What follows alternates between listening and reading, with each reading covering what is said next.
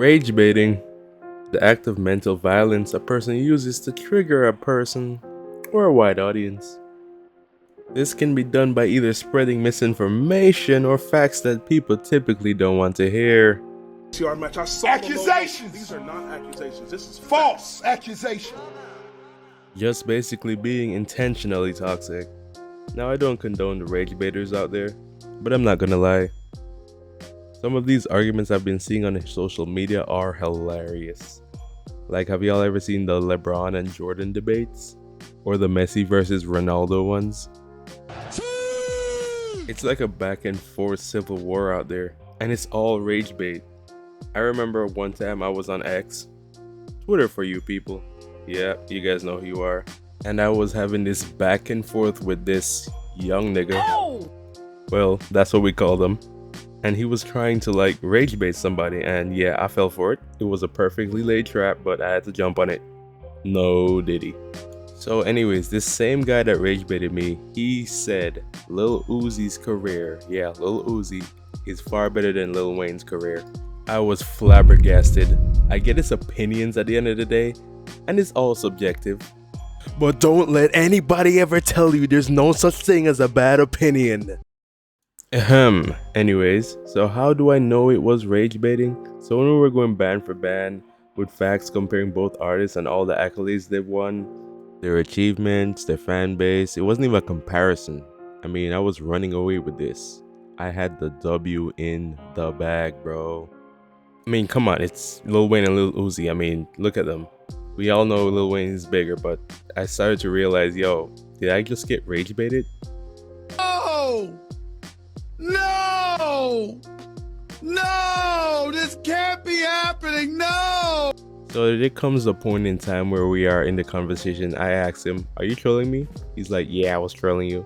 So I'm like, bro, you can't be serious. Like, oh my God. I wasted 20 minutes of my life going after this nigga. We're talking having a back and forth match. And I felt so used. So taken advantage of. I felt like my life was over. This must be how Demi Lovato feels. Anyways, I just know people like this be laying in their beds, feet swinging in the air like some teenage white girl writing in her diary, and come up with the most devious ways to ruin people's days. Shake my fucking head.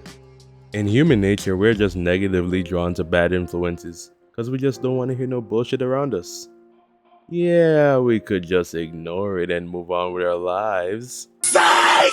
Ain't no way I'm gonna ignore Jamal saying my best friend is a bitch ass nigga because he's wearing a pair of FUBUs. Like, I don't know what he on, but they're comfortable as hell. I got me a pair. Wear what you want, people, not want what you wear. What? Or something like that. Yes, sir. What the fuck is those?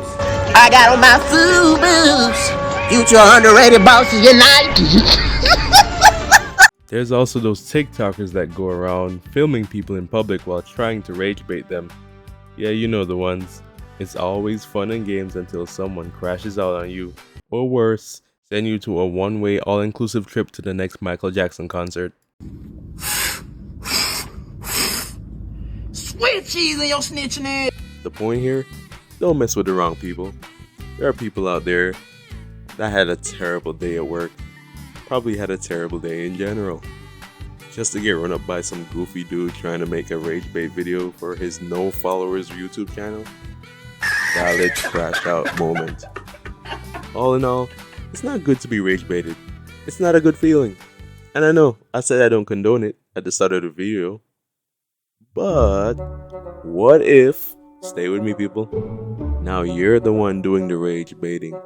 Now we Uno reverse and look at it from both sides.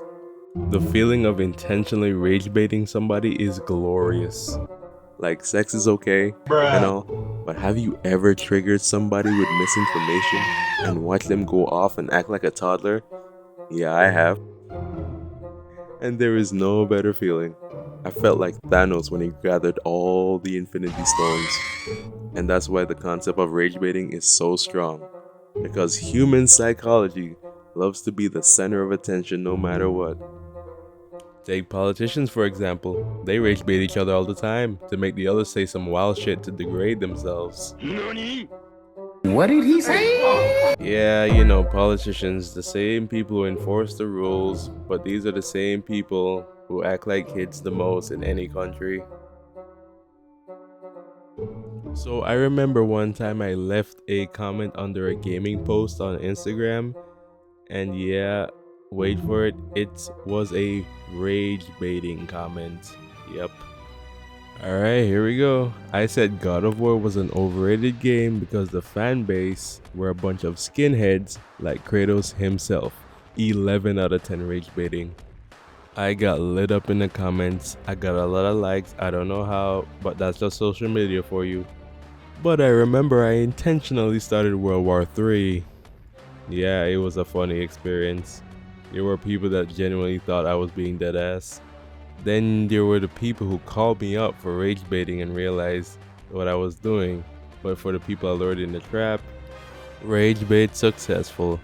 And it's okay, don't worry, everybody gets rage baited all the time. I bet rage baiting was a concept throughout human history. Like I see Jesus chilling with his disciples, then one of them say, "Jesus, your sandals are looking extra dusty today."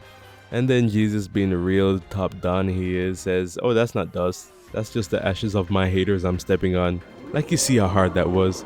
They try to play with the savior like that, but it did not work. That shit did not work. So fast forward to the present, I'm gonna teach you guys how to identify rage baiters. So stop crying, settle down, put your big boy pants on, and wipe your tears. This shit means something to me, man. Sit down, big fella. So we all know what capping is. If you can identify when somebody is capping, then you can easily avoid the rage bait. Stop the cap. However, if you try to engage even while knowing this person is lying, you have already fell into the trap, the genjutsu, and gave this person the attention they needed, making it too late for you to make the comeback. In other words, you lost. Stay with me now. If they're being repetitive without providing any facts, then that's also a red flag and clear sign of rage baiting. For example, two girls arguing because one of them told the other her eyebrows were not on fleek. But instead of saying why they weren't on fleek, she just kept repeating they're not on fleek. Like, no explanation, just straight hating, trying to make the other girl mad. Stay with me now. The clearest form of rage baiting you can ever see is when a person is being annoying or disrespectful while trying to be funny. In some cases, they'll even go above and beyond to hide the fact that they are trying to be funny, making it seem that they're genuinely dead ass about what they're saying. Like, we all know our big lovable internet sensation Queso, and how his chat is always trying to rage bait him 24/7, whether by making fun of his weight or knowledge of fast food places. The stereotypical rage bait is a danger to us all, people. If someone walked up to me and said, "Hey, what's your favorite place to get fried chicken?" On one hand, I'm just gonna think, yeah, this gotta be stereotypical rage bait or some racist shit. So either I don't answer or try to avoid the question. Or maybe they really just want to know. Wrong. They don't want to know. The second you answer, they're gonna be like, haha, of course you said that, you fucking. Don't fall for this, people. Always stay vigilant and on your toes or anything suspicious. Remember, a wise man once said, You don't find that suspicious? You don't find that suspicious? It's Popeyes, by the way. Their fried chicken got me in a chokehold. I can't get it up. Somebody please send help. At the end of the day, that's all I have to say about rage baiting. It's not a good feeling when you're the one getting rage baited, but at the same time, it's great when you're the one doing it.